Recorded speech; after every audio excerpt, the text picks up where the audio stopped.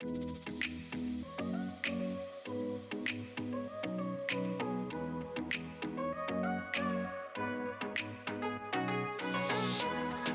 everyone, welcome to Lauren.live, the spirituality, health, and lifestyle podcast. Today I have Patsy Balacchi with me. How are you? I'm great. I'm happy to be here with you, Lauren. Very happy to meet you and have you on the show. So today we are going to be talking about all things Feng Shui, design, both like corporate, in your home space, things that, energy. It's going to be a really exciting episode because I've always been interested in Feng Shui, but I just don't know a ton about it. So we're going to dive into that. But Patsy has, now I'm already second guessing myself. Say it again for me. Zenotica, that's right. Okay. Zenotica is her company. She's the founder. She's a creative director and, of course, Feng Shui expert. So we're going to talk about Zenotica, what she does, how she founded it. And I would love if you could just share a little bit about your background, how you found yourself into this area of work, and then also if you want to incorporate any spiritual, aspect, of course, that would be great too. Excellent. Love that. Well, happy to be here. I'm happy to introduce myself to you and talk about all things that correlate to harmony. For me, that's something that I've been passionate about. Like, what is it to live in harmony? How do we create harmony in our lives? Day by day, day by day. And for me, the most profound way that I actually came about this notion of living in harmony. It's something that I would say my passion is for, what I like to provide to not only to my clients, but of course, my family, my friends, and everybody that's in my circles. It's learning to put yourself first, center, prioritizing yourself. Your health is your wealth. It's something that I've preach all the time. It's the way that I came about learning about Feng Shui and energy balancing modalities. It's how to really harmonize my energy, my health, in order for me to have a better quality of life. Because as we know, nothing is really perfect. I had to live with a hepatitis C virus for over 26 years. And over all that time, I was seeking in the very beginning. First, you go through the whole turmoil of how I acquired or got this disease, or, I basically, it was a very tumultuous time of my life. I was a very young person. I was 19. I got pregnant very young. And unfortunately, I had a very difficult pregnancy. I developed what we call toxemia, or cholestasis of pregnancy. And what happens is that the bile is not able to get rid of the toxins in the system.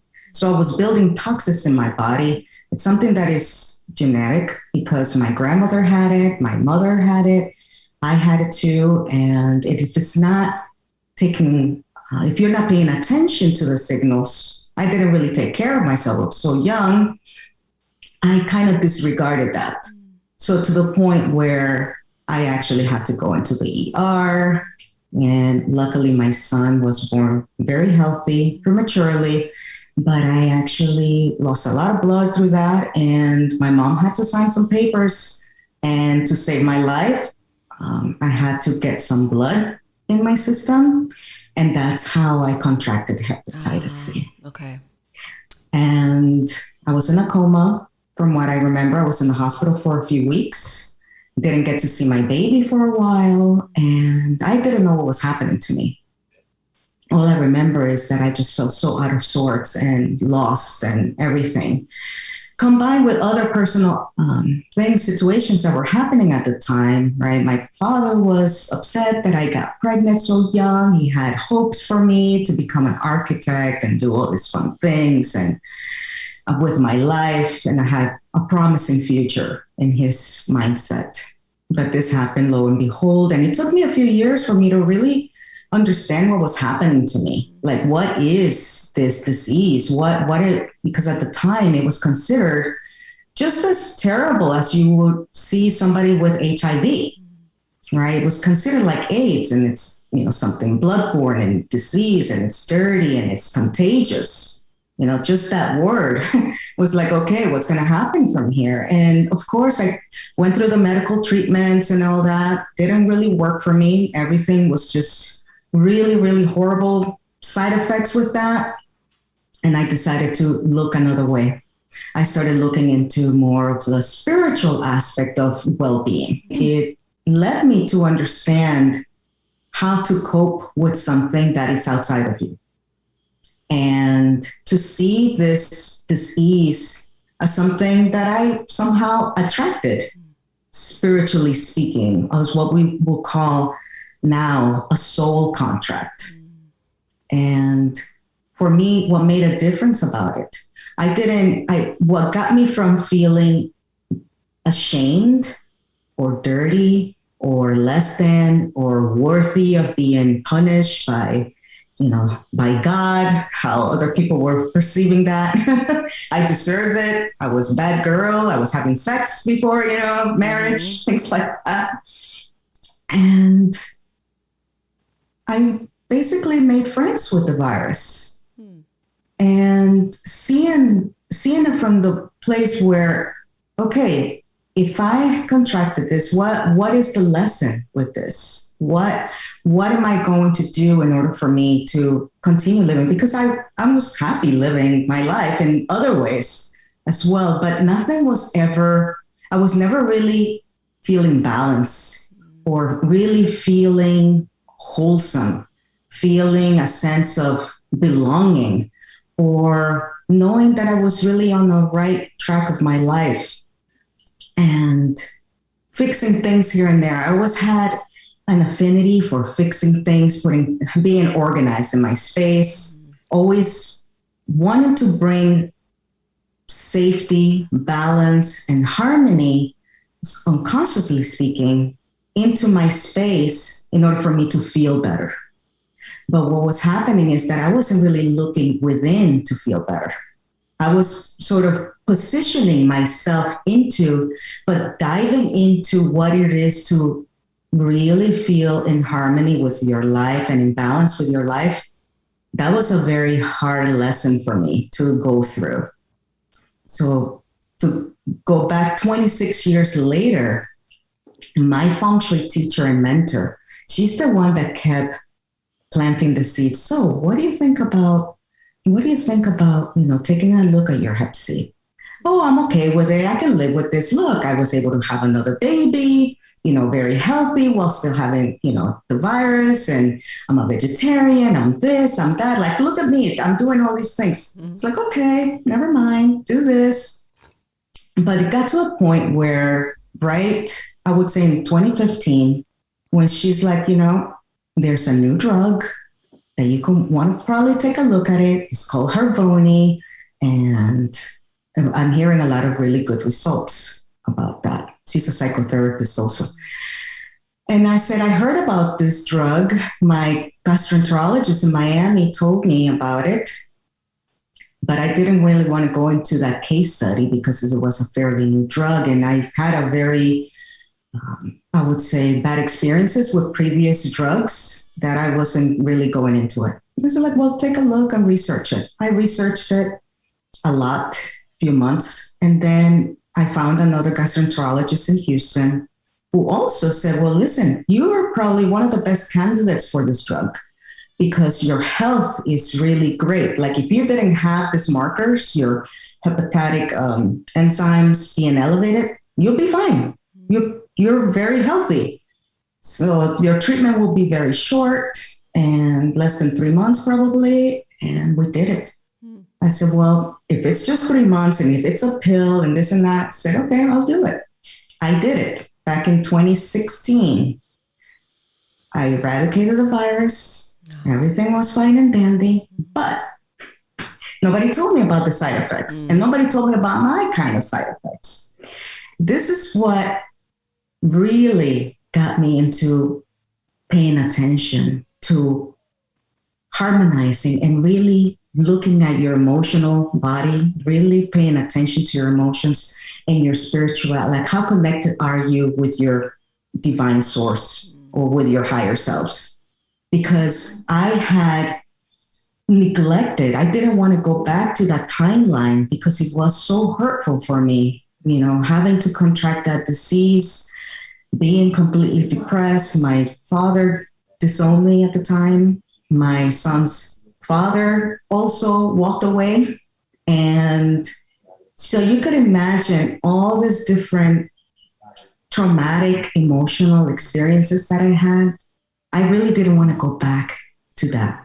So what happened when I eradicated the virus? Everything was here. I felt everything. I would say all the myself just revitalizing. And with that comes the sense of like, okay, what's happening here? Why do I feel so isolated?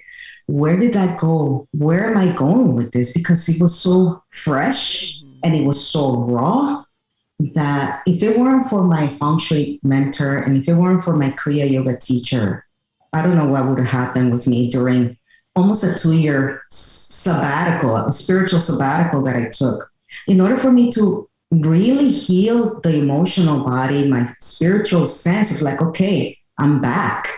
And what am I going to do with this energy now? What am I going to do with myself? Because it just felt so foreign to me to not live with a virus. Like, how do you do that? Like, you don't have that weight on your shoulders anymore. You're kind of like learning how to breathe again.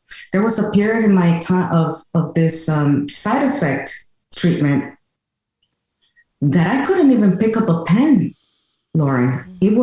I had like arthritis for weeks. I slept for weeks. I couldn't even walk for days. I had this weird tumor, so to speak, like just on my skin. And it was just like wild, everything that was happening for me, but no headaches. I could eat. I was fine other ways. But this is what really led me to sink back into what is important to me. What is it that I want to do with my life? I love to create. I love doing graphic design, brand identity, but the fact of the Feng Shui aspect is something that I've been practicing for over 20 years, mostly for myself. But it got to the point where I needed to say, the only way that you can really get through a very tumultuous or health transition in your life, if every part of your life is supported. But the way that you get to support this is, one, asking for help.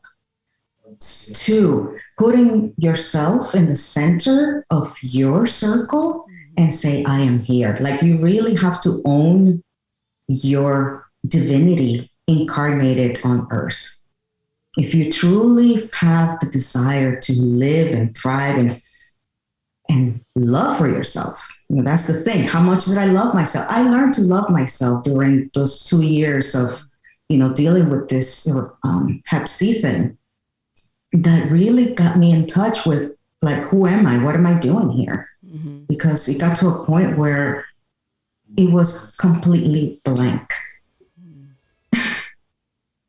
But, the love that I have for myself, at least honoring that I'm a part of a bigger scheme of life, that I have the potential to bring goodness and harmony into people's lives, especially my family.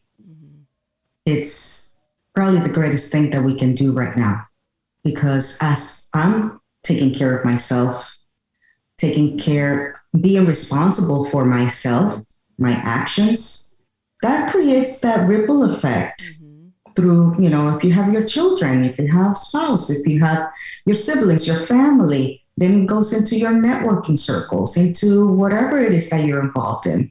It's going in through the waves of, anything that you are in contact with. And that to me was the biggest lesson, Lauren, that I got to experience, that I'm bigger than this.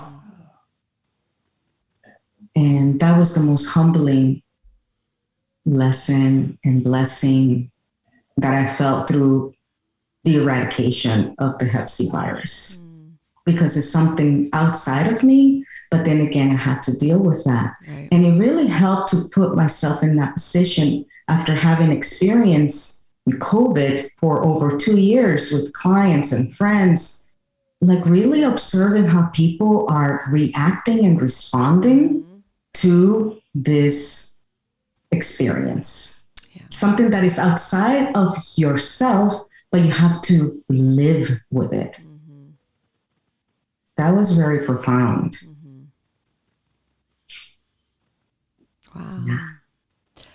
Well, thank you for sharing your story. My goodness, you've been through a lot. But I'm happy that you were able to heal, and not only physically, but, emotionally and spiritually, which I obviously talk about that all the time on the show. It's very intertwined, the energies and the lessons. And sometimes we attract things in, actually, or it's things, that needed to happen for us to grow.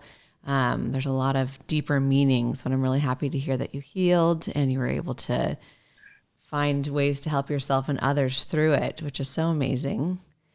So. And telling the story, honestly, I think that also helps and encourages others to look for different ways that they can actually find perhaps not the healing answer, but a way to cope with it, to live with it, to improve the quality of your life. So to me, I was able to at least take care of my home and make this place a sanctuary for healing and repose and connect with myself. And that's something that I feel is very important in the work. And the way that I also learned Feng Shui was Feng Shui for health, primarily on how to position yourself and everything around you in your environment, because everything has an impact. Mm-hmm. And everything has to pass through your chakras in order for you to experience life. Yeah. So if your chakras are not in alignment or are not in harmony or balance or nurtured in a positive way, you are susceptible to, for disease or for discomfort or attracting certain things in your environment, because that's what you vibe into. Mm-hmm. So you bring it in. That's true. And this is the way that we work, because there's the underpinnings of disease. If we don't look at the emotional level or emotional body, I would say, the spiritual body, what happens? The body breaks. Mm-hmm. And this is where we pay attention. Mm-hmm. Like, oh my God, something, okay, now I got to take care of this. Like it's forcing you to look at it. Yes. Yeah. Yes. Mm-hmm. Yeah, so this is our body is our temple, and I would say listen to it, pay attention to what's happening with you. Yeah.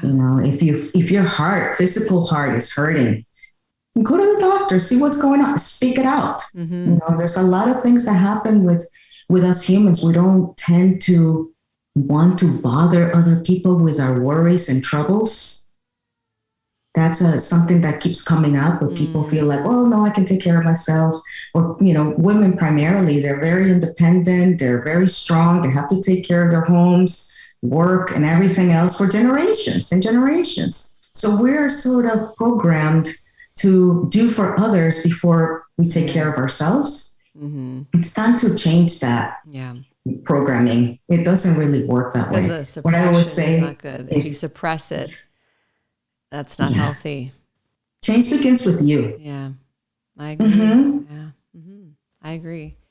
Wow. Okay, so then how did you kind of, after you were healing and working on yourself in your home, then how did you kind of start the company and helping other people and helping other people find balance, right? Because a lot of people just think like, whatever, interior decorating or it's just Feng Shui. It's just looks cool, but like, that's it. But I mean, there's so much more balance, harmony, energy. So like, talk to us kind of about that and maybe even explain a little bit about Feng Shui. We've all heard of it, right? But I don't know if people truly understand what it means to use that, model. Yeah. Basically, you think of Feng Shui as being a tool for you to feel supported, guarded, and protected. Feng Shui is basically a design system from many eons ago where people look for a most auspicious or beneficial plot of land that could be nurturing and abundant for the population or for the landowner.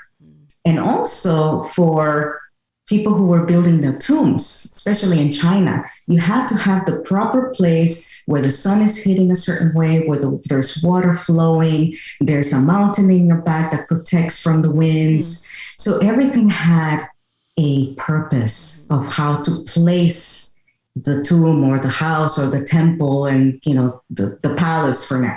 And this is where it started coming from. But ideally and basically, the essential aspect is feeling protected from the elements, security. And so when we talk about that and bring it into your space, right now it's becoming more about how are you receiving those impacts? How are you welcoming that energy from the universe into your environment, into your living space, whether it's your home, whether it's your business place, whether it's your bedroom. It's something, how is it that you are harmonizing with those energies? And if there is a particular chi or the flow of energy that comes in and there is an impact or there is a blockage, it can also take away from your own energy. So basically depleting it. So what we do with Feng Shui is not only utilizing the tool in order to move certain furnitures in order for that to flow into that. The way that I'm working with Feng Shui, the way that I learn it's through seeing how we are, our body, ourselves, energized, in harmony, or healthy. And what is it, those areas in our lives, in our bodies that need some extra tender loving care. So for example, if you're dealing with some kind of health issue, we'll take a look at where the organ, let's say it's the stomach. So how does that correlate in your space? So stomach is usually the solar plexus. And with the solar plexus, we position that into what we call the path of life journey. And so how confident you are with receiving that in your career path or your journey of life? Are you, feeling out of sorts or disconnected with that? Nowadays, now that we're getting into the more ascension era, right? Getting into the 5D plus fifth dimensional ways of living, we're looking at the heart center being our foundation center. If this heart center is out of balance, our spirit self is going to feel disconnected from the earth. So anything that you are visualizing, any idea that you would like to fulfill, if this heart center is not in harmony or out of sorts, or you just don't have the trust in yourself to do it, it's going to be very difficult to manifest that because your lower chakras are disconnected with that. So we take a look at how that works. So Feng Shui can also be thought of as acupuncture for the home, but it's really acupuncture for yourself. And this is how I work with my clients. This is the way that I have been practicing it for myself. I did a lot of work with my solar plexus area, myself, because that's basically the liver. That's the bile, that's all that stuff. And really, I wasn't really confident in my life. Like, how am I going to continue living like this? Every now and then I felt sort of a bit inconfident with that. And of course, a lot of heart work, feeling like I can trust myself again, feeling supported again for myself, asking for help. That was very important to do. Yeah. And a little bit of how Zenotica came about. This is a really fun story. I thought of Zenotica back in 2006, and the word just came to me. It was one of those things like, oh, I love this sense of Zen and exotic flair, kind of like your backdrop right now, Lauren. That to me is Zenotica. And it was, okay, Zen, Zenotic, Zen. It was Zenotica. That's it. And it just like instantaneous. It was just like an immediate thing. And I started doing calligraphy, longhand, and all this and that. And I put it in a circle because to me, it just felt like you needed that. And I'm very passionate about Japanese culture. So there's something entwined with that. But the color at the time was red, and it was a blood red. It was like a very intense red, kind of dark. And little by little, I started seeing how my psyche was working to this. And that's blood, first of all. And what does that correlate? Yeah. The color red, this root chakra, your foundation center, your survival center. So to me, that was very specific to my brand because it's something that I needed to work on at a different level. But this is where I was at that time. And one of the things for me, why I'm so passionate about brand identity, is because it's something that I needed to find out for myself. What is my identity? Because I struggle with that a lot, having to live with that virus for 26 years. It's like, it just felt like, okay, honestly, I can tell you this. I had a past life regression where I met the person whose blood this was. Oh, wow. And it was an American soldier. Wow. Yeah. And I felt a lot of he was very lonely and very depressed. So you could imagine what happens when people, have blood transfusions. You're making a contract with something that carries some kind of DNA, spiritual. It's just very, if you see it that way, it's pretty intense. Would I do that again? No. Would I have a blood transfusion again? I would not do that. Yeah. Wow. Because it's a huge deal. Yeah. You get more than, yes, it can save your life, but at the same time, you're also contracting something else. Yeah. It's a soul contract. Mm-hmm. Somebody else's DNA is going into your body. Yeah. Wow. And then later on, the Zenotica people seem to like it. I really wanted to build a platform where I will invite other artists to come in and basically showcase their art, jewelry, whatever they made handmade. And I let it go because I got pregnant. I wasn't thinking about it, but it just happened. So I had to put all my time and energy into myself and my health and taking care of my pregnancy. And it kind of went dormant. But then after going through this whole process of regaining my health, it sparked that idea of Zenotica again. It was like, okay, I really like the name. Let's see what I can do. And I decided to infuse Feng Shui with design. And that's how it's coming together, because it's something a bit out there. A lot of people are not really blending Feng Shui with design. You see it a lot with architecture and real estate, but not necessarily in branding. And what I like to do with that is looking at the individual, the brand owner, and where they are in their lives and what is it that they want to fulfill. What is it that they want to accomplish with that brand, with that vision that they have, and where to take it to the next level. So I incorporate sacred geometry or just a plain basic geometry, which is it's fundamental to the work. Every shape corresponds to a particular element. So why is it that we're gravitating to that element? And of course, color theory, typography, and everything is intentional with that type of work that I do. And then of course, provide a nice harmonious place in their offices. Most of the time right now, people are working from their homes. So I get to harmonize their spaces and see how they can feel better and be in command of their lives. That's really neat. Yeah. Wow. Well, there's so much. Okay. So I was going to ask you before I forget. So just, can you give an example? So if you're working, so it sounds like you're pretty specific. There are probably I know there are the basic principles of Feng Shui. Like for instance, let me know if this is still accurate, but I remember hearing this years ago, one rule, whatever, of Feng Shui, in your bedroom, your bed should be able to see the doorway. Is that still a thing?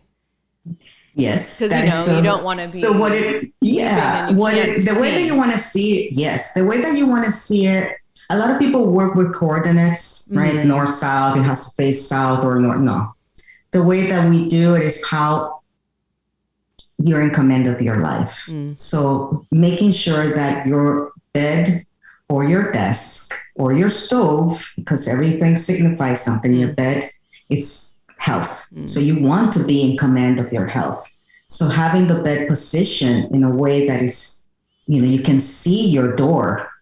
Like it kind of keeps bedroom. It open, right? Yes, not directly in front of it because that's a lot of energy coming to you, but on the side, in a way that you can see the door. Yeah. When it comes to your desk, it's basically where your career life. Yeah.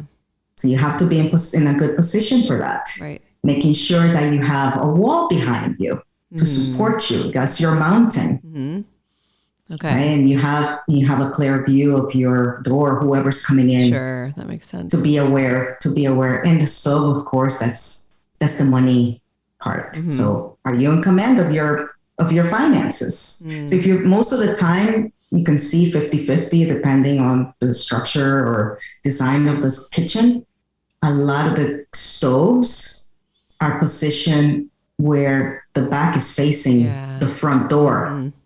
But there are adjustments for that. We work a lot with light. We work a lot with, basically light. We want to augment those areas that need more energy. Mm-hmm. Let's just put it that way. And for areas that you want them to be calm and just not having any interruptions, like your bedroom, would say, you need to make this place a little more yin, a little more calmer. Mm-hmm. So definitely taking away TVs, taking away, sleeping with, Wi-Fi turn off, certain things like that, and making sure that, if you have a mirror in your bedroom, is it facing the bed? Because that's augmenting energy. So you want to kind of calm this down. So it is good, right, to have the mirror? It's not good facing the bed. Okay, because I have a mirror on my wall where we sleep this way. Oh, no. Okay. Is it facing the bed? Yeah. So like I'm laying like this, the door is here, and then the mirror's on the wall. So it is directly in front of us. So you're saying that's not good? How are you sleeping? Not good. I was going to ask you about that, actually. I will highly recommend you replace it. You move it somewhere else. Okay. Too much energy bouncing back? You do a lot of spiritual work from what I'm gathering. I try. So think about the bed as your place where you're connecting with your higher self during dream time. So your body really needs to be in a place where it can really receive that energy. So you feel invigorated the next day, not depleted. Okay. So that's what I was wondering about that mirror. I had a feeling about that. Okay. This is good. I'm glad you asked. I'm going to move the mirror, and anyone else that's listening, these are learning lessons, right? But okay. So the question was kind of, my point was that there are like basic kind of rules for anyone, but then it sounds like you tailor with your clients to work also individually what they would need. So could you give an example? Like if you had solar, like you were saying, your solar plexus is out of whack, what would be something where you would make a change or do something to support that in a home? On an individual basis, we ask questions. What is it that this person is feeling inadequate? What is it? What are the steps that they're doing that they feel that they're not fulfilling in their lives? And when it comes to the actual organ, right, especially be in the stomach, are you sleeping well? Are you eating properly? I'm not a nutritionist. I'm a whole food plant-based person. So for me, it's all about plants. So what is it that you are digesting that is taking away from that? It's actually overworking those organs, right? Because sometimes people eat because they're missing something out, right? We have so many different kinds of addictions to distract us from what we really need to take care of. Yeah. Shopaholics, food, sex, alcohol, TV, scrolling on social media. Yep. So that's one thing that I would say when it comes to the solar plexus. What is it that they want to create, and what's the feeling that they have that they are not able to? And it's usually that confidence level. And it's the time where I would say, listen, you need to write that out. You need to see what's happening here, what's going on with that, and how they're positioning themselves in their environment. There are areas that we need to replenish the ones that are being depleted, how do we work in that particular sector of their life? For example, how is their heart center? What are they doing? Are they paying attention to themselves? Are they doing a lot of self-care? Like I said, right now, the heart center is the survival center. It's the new foundation center. So we take a look. I have to pay attention. We have to pay attention to the heart, our emotions, our spiritual bodies. Wow. Yeah. So it's a little deeper than that. Yeah, I like the more individual, because that's true. I mean, we can all benefit, like you were saying, from like things like maybe the mirror or the door positioning, but then we all have our own things going on. So that's kind of cool to tailor it to specific, But for specific, something that's more standard, I would say essential or basic to principles of Feng Shui and living in harmony, we pay attention to the front door. How are we welcoming life? That's being confident. Are you opening your door like, oh, wow, I'm welcome to receive this beautiful sunshine? Or if it's raining, oh, this is really replenishing, the garden, and it's just really invigorating the earth. Like, how are you inviting the daylight, the nature, the energy into your space? So we take a look at the front door. Okay. Is your how are your rugs? How are your carpets there? Are they clean? Are they not? Is your door squeaky?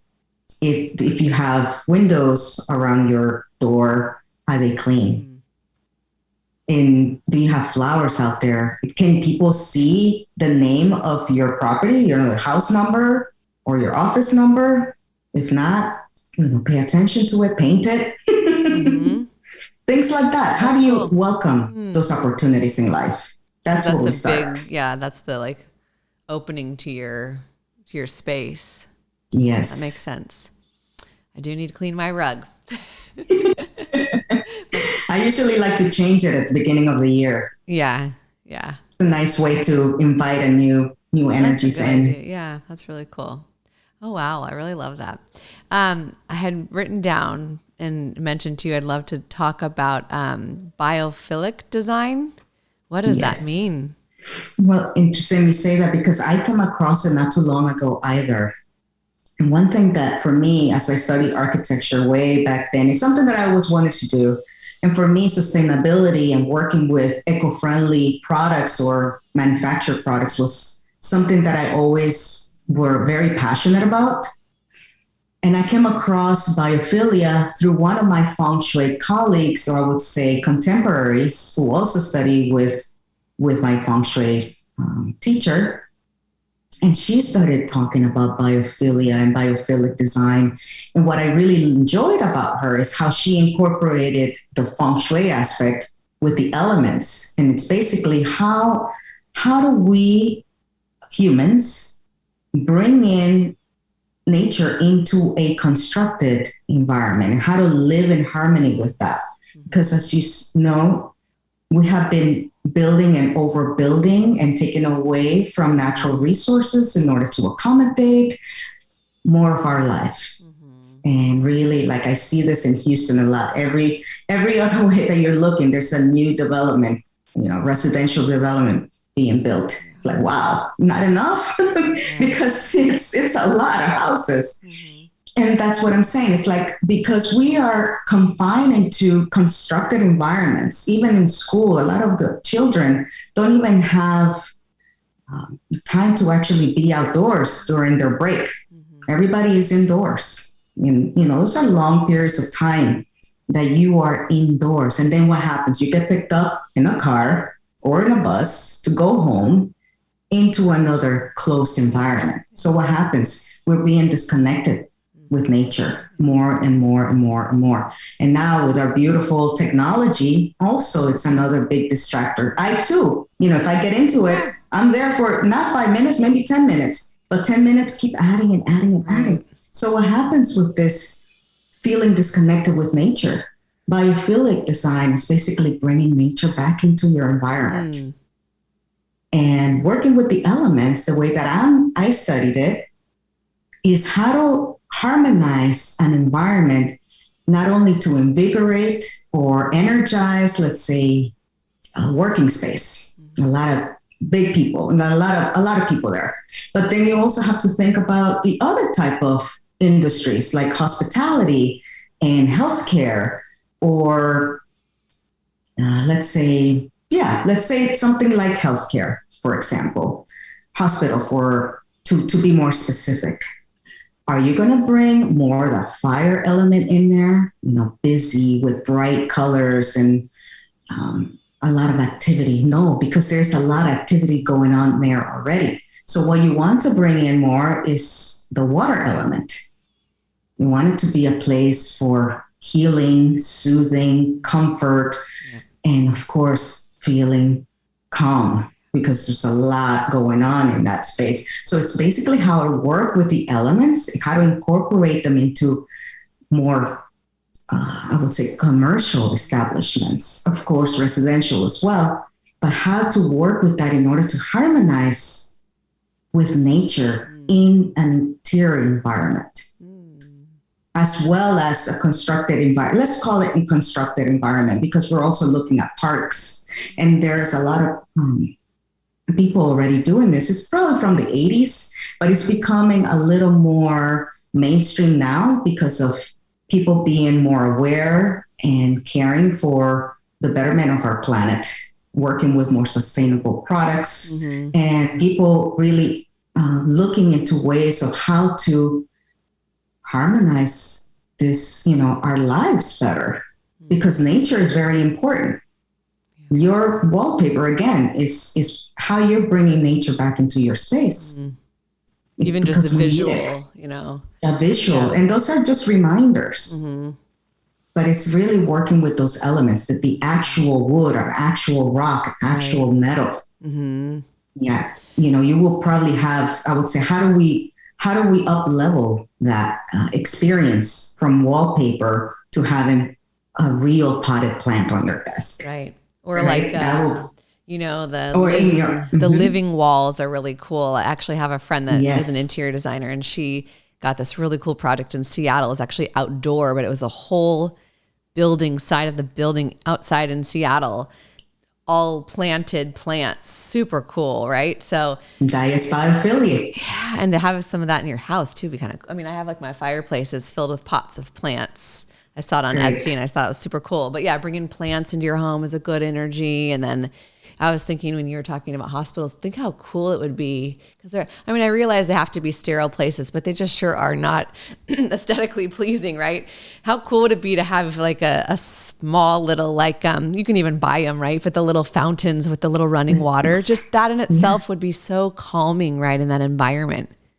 So inviting more curvatures. Just kind of like calmness. Or colors that are a lot more, that are lighter. Yeah. When you think of the lilacs or the nice greens, something that invites nature back in. Yeah, that's really cool. That's an intuitive thing that you said right now, how you actually put plants around your fireplace, because that's harmonizing the fire. I never use it for fire, honestly. That's why I did it. You wouldn't want to put more candles on the fireplace, that's for sure.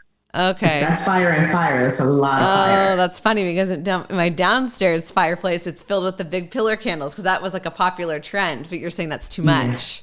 That's too much. Interesting. You need to bring in more plants in there. Let me put plants on each side to balance it.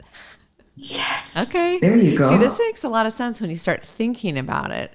Now people are going to be looking around like, But don't put water plants, right? Like plants that are, let's say, a bamboo plant or something that you have water in there, because water and fire. Water kills fire. Yeah. So you got to have the earth, it's a nice mediator. Okay. It controls fire. That makes sense. Yeah. Again, all about balance. It's all about balance. It's all about harmony, and it's really interesting how we think about it. And same thing with China, I would say Asian medicine. They pay a lot of attention with the elements and your body temperature. So I got me to understanding more about my body when I was doing herbal medicine. And it's because at the time the liver was on fire. I was, taking the hit basically. Yeah. So I needed to eat more soothing foods in order for that. But I had to actually dive deeper into that with Ayurvedic because I'm allergic to nightshade plants, which means tomatoes, cucumbers. Although cucumber is a cooling plant, it wasn't really good for me. So you really kind of have to understand and really do the research for yourself, and your body will tell you if it's good for you. Yeah, that's true. Wow, this is great. Yeah, I didn't expect the conversation to go so much into like internal, but I'm glad it did. I love how it's all connected, and I really believe each of us has so much going on, individually, and that's, you could support yourself by the way that you're living in your workspace or your home. And I agree with you so much, like you said, about we're not outside enough. I've been listening to a lot of podcasts. It's a common theme coming up. And I am guilty of it too. And it's something I'm trying to work on with a young kid and working at home. I'm inside so much. I'm excited for the weather to start changing here because I just crave it and we're not outside enough. But at least, like you said, there are ways, right? Having a lot of light in your home that helps. So there are ways to kind of like biohack, if you will. But what a good reminder of just everything has to be balanced. And I think most people think about it within like ourselves, our diet. But of course, when you're in this space spending so much time, it's helpful to have that balanced as well, right? Yeah. And what it's interesting too, once people start being curious about, okay, how am I going to balance my life better? And start looking at their environment, and decluttering is a really wonderful way to get yourself feeling more calm and just really taking away a lot of that emotional weight. Yeah. A few clients have said, I lost about 3 or 4 pounds after I declutter my house because it's emotional stress. It is. And people hold on to stuff, like even like hoarding. That's another level. But I mean, same thing of like, you're obviously holding on to stuff for a reason. It's deeper than the stuff, right? So yeah, that Marie Kondo got so popular a few years ago, but I've done that now a few times where when I'm donating something, like I'll be like, thank you. And I really do, I appreciate it, but then it's time to let it go. Like I love that exchange of energy. Yeah, because it's coming back to you. Yeah. And then you can give it to somebody else. And then, I love that. I like that's how energy works. It just keeps coming and it's fluid. It's that infinity. And like you said, you made friends with your virus almost. It's like, I think that's a huge thing, no matter what it is. A piece of clothing you're going to give away. You have something going on, whether it's a feeling or a disease, acknowledging it. And then sitting with it, feeling it. And then when you're ready to work, ready to let it go. So. It's bringing presence into it. So that's one thing. We're living in an era of no more secrets. Yeah. And, those things that you holding on inside that are causing you pain and discomfort, it's time to let that out. It's time to make amends with it and go through the process of healing and forgiveness. You cannot expect change and for somebody else to forgive something. Even if you were the victim, let's just put it that way, it has to start with you. I had to, for myself, from experience, I'm sharing this with you, I had to forgive myself for feeling so lost and insecure and confident. But then somehow this spirit was guiding me, connecting the dots to where I need to be. And thank goodness for Feng Shui, for me at least, because it's something that I was very passionate about for pretty much all my life. I didn't know what it was. I didn't know what Feng Shui was. I came from El Salvador, but I spent a lot of time in nature and in building my own cities in the backyard, working with Lego. Like for me, the sense of bringing balance into things that I could control. Right, my playful area, I can control that. My bedroom, I can control that. Right. So I those were my training lessons, I would say. And then once we came to the United States, I got into architecture. I really wanted to do that, and that's how I kind of started reading a little bit about Feng Shui, but more for interior design and architecture and aesthetics. And it's like, okay, it's nice. Then, of course, living in Connecticut, we used to go to New York a lot, and you got to see Feng Shui. Some things were a little too traditional for me. And then we went to places like the Trump Towers. And it's like, okay, this is how a modern person will use Feng Shui. I'm like, oh, no wonder he's very successful, at the time. This is in the 80s. Okay. It's a gold tower. He's literally attracting in what he wants, right? Yeah. And I was like, well, okay, that's very interesting. And we did these excursions in school just to kind of see things, architecture, and learn from it, which I really loved. But it was learning about Feng Shui for health that was my tipping point. It was like, this makes sense to me. I do. I like that correlation. Yeah, because it's all about balance in my life. There's something that I didn't have for so long, to the point that when I did my numerology, this is so funny. My name, my life path number, everything. There's one number missing. Imagine this. This is the karma. Number 4. What does 4 represent? Balance. Yeah. And it's missing. And guess what happened?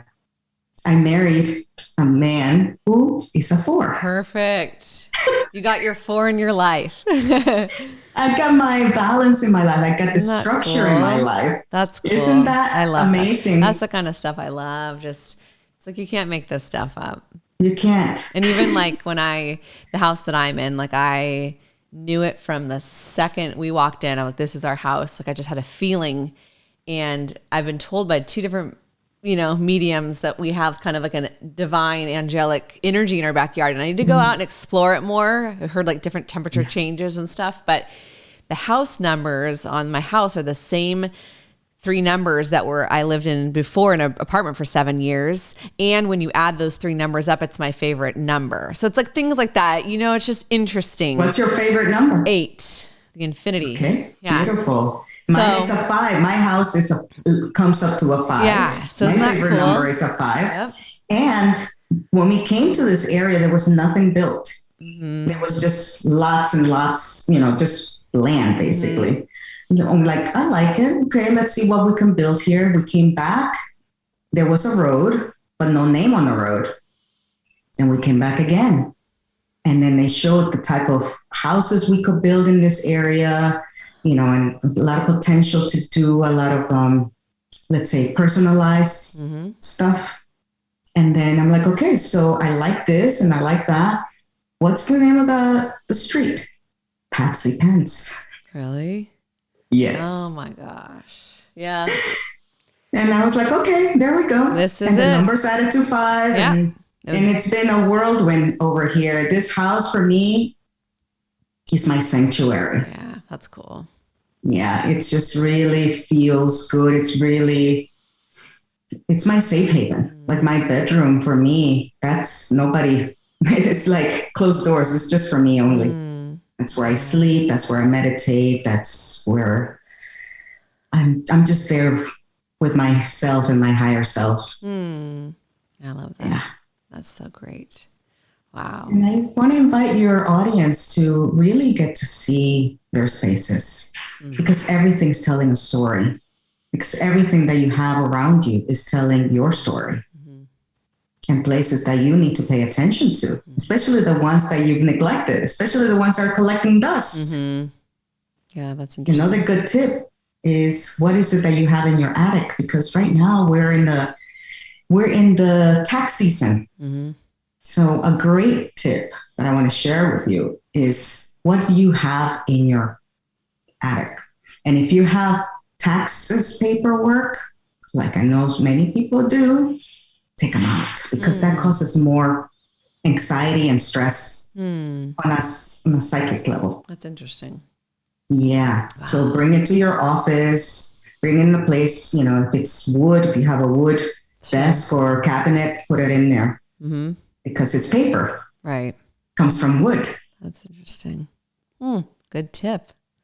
And the other tip is, what are you reading? What are you taking to bed? Right? Who are you taking to bed tonight?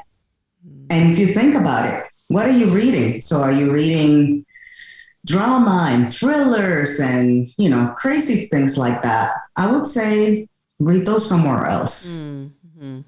your reading time for your bedroom should be fulfilling and soothing and inviting and inspirational and motivational. I already know what my habit is, the Instagram before bed, which I know that's bad on many levels because it's like my only time that I actually get downtime, and I know that's bad because one, the blue light, and then two, that's not the most calming content before bed. So that could be another thing I need to move out for my sleep, right? But it's a conscious choice. I know. You may want to just maybe not sit on your bed. Right. Maybe a chair. Maybe look at it out in the floor. living room, and then when I go into the bedroom, the phone's off. Yes. Yeah, that's a good tip. Yeah, I'm going to do that. I leave it in the bed. I leave it in the bathroom. Yeah, I always put it on airplane mode. I do that. If anyone doesn't do that, that's a quick way to just eliminate the Wi-Fi right next to your head. You know, if you have it on your nightstand, I do airplane mode every night. But the selenite or black tourmalines are really good stones to work with. To put them next to your for sleeping phone. Yeah. Oh, for the phone. Okay. For the electromagnetic fields. It actually takes that away. Okay. So you don't get the hit. That's funny because I actually had a gal on here. It hasn't gone live yet. Well, whenever you guys see this, if you see this episode, it's with Ash Marsh Odell, and she's a medium and clairvoyant, but she told me to put moss agate in the four corners of my room for sleeping. So I did do that, and I actually couldn't put them in the corners because they're choking hazard for my daughter. So she said, just put them in the four corners of your mattress. So those are underneath my mattress they're kind of a gentle, like emitting energy. So, I mean, there's a lot of like little things that you can do. Crystals are a cool one. Yep. Yeah. Wow. I love that. I love that. Yeah. Okay. But the mirror, I'm removing the mirror. If anybody else has a mirror and you're not sleeping well and it's facing your bed, it's got to go. Tug it out. Okay. All right. And the clutter part also, whatever it is that you can do to declutter your life. Yeah. And that's not just with the tangible items. It's also looking at your computer. What is it that you're holding into? You know, I had one of those Gmail accounts that I use for whatever it is. Like thousands of them. I just went, delete. Yep. Or people that have like 1,000 files on their desktop. It's like just kind of clean it out. Yeah, because it's just causing. We're so sensitive. If you know, I don't know if you noticed, but people are a little more sensitive now. Yeah, I've noticed. Yeah, everyone's. So noticed. Anything that's causing that, I would say just eliminate. I would say take a time out. Yeah. Take a time out. Yeah. We're being pulled from so many directions, and right now that we're feeling a sense of we can get out now. Like the COVID is sort of subsiding. So people are doing more things out there. And it's like, we got to catch up with time. Yeah. My husband got COVID last August. And for him, he's such an energetic person. He's like always on the move, always doing something, very physical, very mental. When he was in quarantine, Lauren, it was hell. Mm-hmm. He came out roaring like a tiger. Yeah. Like, what is going on here? It's like, I've lost so much time. Yeah. I got to do so much. And I'm like, it's actually, what was it? It's Labor Day weekend. Nobody's going anywhere. Yes. But it was that, like. But it forced him to that forced him to just be. He couldn't. Yeah. He couldn't. Oh. He would. And that's a lot of people cannot slow down. Yeah. Yeah, I know. You feel like you're missing out. And that's something that, honestly, I always say, maybe I'm getting old. Maybe I'm understanding my body is moving at a different pace. I intend to be a lot more energized in the morning, even though I'm not a morning person. But I notice the phases that I'm going through and just kind of like really utilizing that time, being more, if I'm efficient in the morning, I'll do the most important tasks in the morning. And then take it as we go. Just really listening to your rhythm, right? We'll want to also eat seasonal fruits because that's what's in season wherever you live. Yeah. And that's a nice way to connect with nature and be in harmony with nature. Yeah, I've heard that too. Mm-hmm. Oh my goodness, so many good tips. Well, this episode is dedicated to balance, inner balance for ourselves and the collective, because we need it. So thank you for bringing forth this conversation, because we all need it so much right now, more than ever, it feels like. So I'm really appreciative that was the theme of the conversation. And thank you for all the work that you do to help people find that balance. And I'm glad you found balance in your life. Thank you. It's a wonderful journey. Honestly, I love what I do. I like making people feel, or helping, I should say, reminding people that they come first, that they're special. Yeah. That's beautiful. That they're loved and supported. Yeah, that's a very beautiful message. Wow. Well, thank you. This is great. I learned some really cool things. So if people want to find you online, where can they find you? They can find me at Zenotica.com, Zenotica.com. You also had Adora on your beautiful podcast, and we're actually having a retreat in October. So you can also find it on Zenotica/retreats. Okay. And it's about bringing people together for improving our lives, practical methods that you can take home in order for you to live better, thrive, and live in harmony with yourself. That's very cool. More importantly, yes. Nice. All right. Wow. Well, thank you so much. This was wonderful, Lauren. It just felt like it flowed. Yes. So that was the theme. Well, and I got to think about the Hep C thing. I'm glad it's recorded, because I would like to listen to that. Every single time the story never comes the same. It's always something different that comes through. So it's very interesting about that. Yeah. No, thank you for sharing that. Mm-hmm. It's an incredible story that you went through so much, but you were able to come out very strong, and wow. Yeah. Incredible.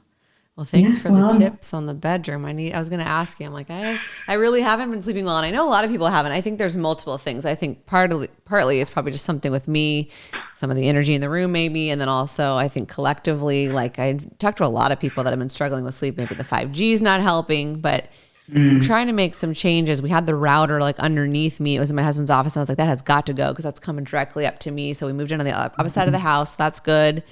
I think maybe I'll try your cell phone tip. I'm going to move the mirror. I've got my little agate stones. I don't know. Ever since I've had like my baby, and then I had COVID, and I've heard some people have had some insomnia after COVID. That's one of the long COVID symptoms. So I think there's like so much going on, but I think I need to like meditate more and see what's going on. Connect with self. The answers come through. Yeah. And so having this around during that time where you can use for yourself right before going to bed, that's where you get those, or early in the morning. Yeah. That's when you get your insights. Yep. I know. Yeah. Such a distraction.